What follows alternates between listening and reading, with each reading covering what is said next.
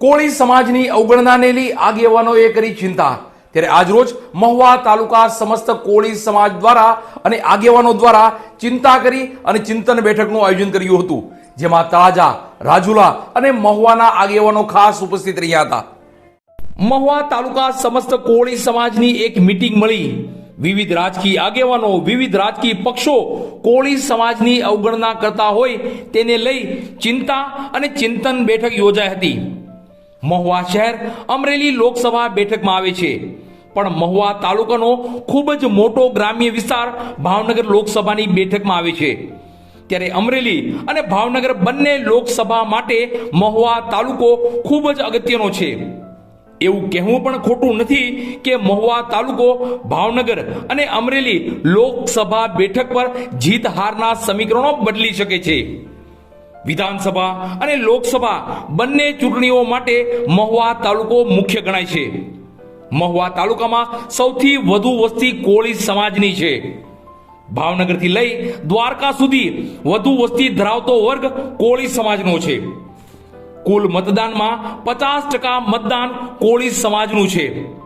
કોઈ પણ રાજકીય ઉમેદવારને જીત અપાવવી કે હાર અપાવવી એ કોળી સમાજના મતદારોના મતદાન પર આધારિત રહે છે। ત્યારે ઘણા જ લાંબા સમયથી કોળી સમાજની અવગણના થતી હોય, કોળી સમાજની નોંધ ન લેવાતી હોય, આવી બાબતોને લઈ મહુવા તાલુકા કોળી સમાજ દ્વારા એક બેઠકનું આયોજન કરવામાં આવ્યું હતું। આ ચિંતા અને ચિંતનને લઈ બેઠક રમેશભાઈ જોડિયાના અધ્યક્ષસ્થાને યોજાઈ હતી। કોળી સમાજની આ બેઠકમાં રાજુલા તાલુકો, તળાજા તાલુકો અને મહુવા તાલુકાના આગેવાનો ઉપસ્થિત રહ્યા હતા અને કોળી સમાજની અવગણનાને લઈ પોતાની હૈયા વરાળ ઠાલવી હતી। કોળી સમાજની આ બેઠકમાં આગેવાનોએ પોતપોતાનો મત રજૂ કર્યો હતો। કોઈએ સમાજને મજબૂત કરવાની વાત કરી તો કોઈએ શિક્ષણને લઈ ચિંતા વ્યક્ત કરી, કોઈએ નોકરી મેળવવા શું કરવું જોઈએ તેવું કહ્યું તો કોઈએ દીકરીને ભણાવવી જોઈએ તેવી વાત કરી હતી। ટૂંકમાં આ કોળી સમાજની મીટિંગમાં સૌ આગેવાનોનો એક જ સૂર રહ્યો હતો, સમાજને મજબૂત કરો, સૌ એક થઈને સંપીને રહો। તો આ મીટિંગમાં અધ્યક્ષ અને કોળી સમાજના આગેવાન રમેશભાઈ જોડિયાએ જણાવ્યું હતું કે આગામી દિવસોમાં ભાવનગર અને અમરેલી બંને જિલ્લાનું કોળી સમાજનું મહાસંમેલન મહુવા ખાતે યોજવાની તૈયારી છે।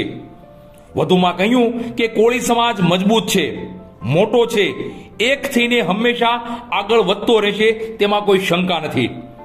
ચિંતન બેઠકના અંતમાં ભોજનની સુંદર વ્યવસ્થા કરવામાં આવી હતી અને કોળી સમાજના તમામ ભાઈઓએ સાથે ભોજન લીધું હતું। એક જ દિવસની અંદર એક જ દિવસમાં આપણે બધા ભેગા થાય, બધાનો સમાજનો બધાનો ખૂબ ખૂબ આભાર, બધાનો ખૂબ આભાર માનીએ। હવે સમાજને જરૂર હોય ત્યારે આપણે બધાને હાજર રહેવું, આપણે સમાજને તાકાત દેખાડવી આપણે જરૂર છે।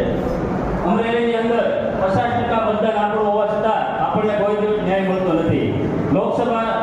લોકસભાની ચૂંટણી આપણી લોકસભાની અમરેલીમાં ચૂંટણીમાં 50% મતદાન છે, છતાં લોકો આપણે કોઈ દિવસ ટિકિટ આપતા નથી। લોક ભાગીદારી વધારે આપણા સમાજની છે, અહીંથી માંડી ભોગાથી માંડી દ્વારકા સુધી સમાજ હંમેશા જેની હારે રહી એની હારે જ રહે છે। પહેલા કોંગ્રેસ હતો, અત્યારે ભાજપ આવે છે, છતાં ભાજપના લોકો જે હોય સમાજનો અન્યાય થાય તો કાર્યસર કરવામાં નહીં આવે। આગલા દિવસોમાં હું તમને બધાને એક મોટું સંમેલન તળાજા, રાજુલા, મહુવા આ બધાનો એક મોટું એક સંમેલન મારે ગોઠવવાનું છે। તમે બધા ઉત્સાહી કરો, ગોઠવવું છે? સમાજને અન્યાય થાય તો પ્રસારણ કરવાનું નથી। હવે જ્યાં જરૂર હોય શું ખીલામાં જવાના છે તમને મુદ્દા બોલવાને આપણે ભાઈ આપણે ખાવું આપણું અને લોકો બે આપણા મતથી જાય છે ને અમુક લોકો છે ને ભાઈ મેં તો કોળીનો દીકરો છું એટલે ટિકિટ લઈ આવે છે, અમુક કેવો કોળીનો દીકરો છે મત લઈ આવે, પછી આપણા કેવું કરવાનું એ કોઈ કિસ્સા નથી કરવાનું થતું કોઈને। આ સમાજ જાગી ગયો છે ને એક જ દિવસમાં અંદર હોય એટલું બધું યુવાનો બધા ભેગા થઈ જતો હોય તો મને ગૌરવની વાત છે।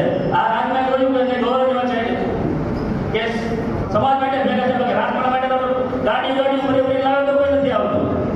જો આપણે કોઈનો વિરોધ નથી કરતો, વચ્ચે કીધું કે રમેશભાઈ કે કોંગ્રેસમાં એ મહાવીરની વાત છે, હું કઈ જવાનું છું અને હું સમાજની વચ્ચે રહેવાનો માણસ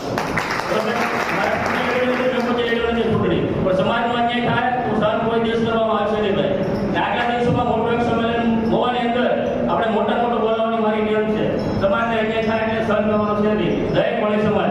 મીટિંગ કરવાનું કારણ એ જ છે, બીજું કોઈ વસ્તુ નથી। અમારો સમાજ એટલો બધો કે ભોગાથી માંડી ને દ્વારકા સુધી અમારા સમાજની એટલી બધી બહુમતી છે.